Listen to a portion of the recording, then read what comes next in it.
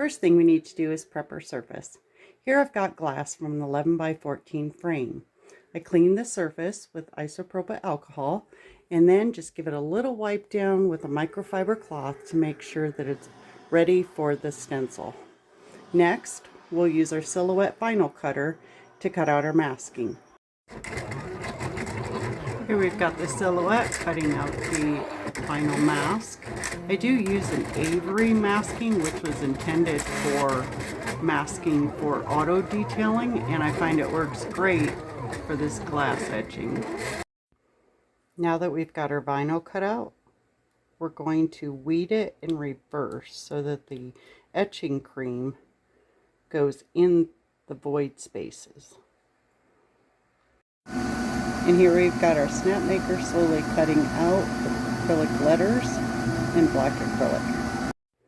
Now that I've got this all weeded, I just need to get some transfer tape. And while we were weeding our vinyl, the engraving of the black acrylic completed. So I just gently removed the cut portion from the base. And then I'll use my weeding tool to remove all of the little bits from the small letters and remove the backing. One of the tips I learned about applying transfer tape is to stick the transfer tape onto your surface and then slowly using a squeegee pull it across and smooth it out. Also, I use one of these paper rollers from Melissa and Doug to help hold my transfer tape. And here we can use our squeegee to slowly move the transfer tape across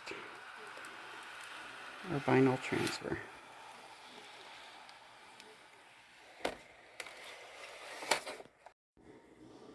Another tip I learned from doing a mirror for my niece's wedding is if you use a clover fabric pen, you can easily mark on the glass the center and it wipes right off once you're finished.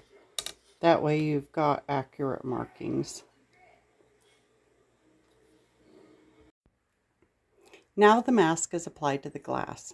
One suggestion I have is to cover any exposed glass with masking tape. This is because when you're applying the etching cream, sometimes little tiny speckles get on the glass.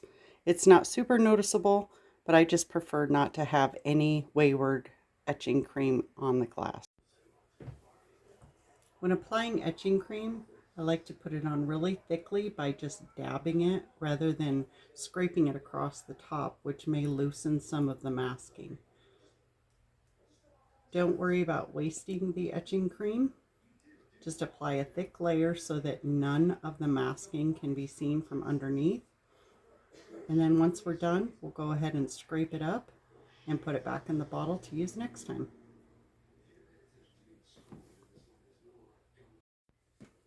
Now that we've got the etching cream applied, we'll leave it on here for about 10 minutes. The bottle does state 5 minutes.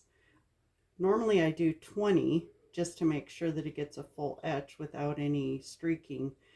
But because I want this to be kind of a muted etch, I'm only going to leave it on for 10. Now it's time to scrape up the etching cream and put it back in the bottle.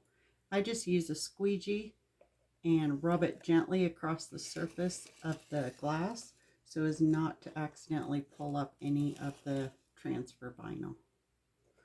Once I'm done with this, I'll go ahead and rinse it with warm water in the sink to get the rest of the etching cream off, and then I'll remove my mask. After rinsing off the glass and removing the vinyl masking, I've reassembled the 11 by 14 picture frame. As you can see, the frosted area is very subtle, allowing the couple's image to show through. The only thing left to do is take our acrylic names and super glue them onto the glass. I ended up using some clear grip Gorilla Glue with a toothpick to apply it to the back of the acrylic. And now I'm just going to place something heavy on it and let it sit overnight, and it'll be ready for gifting.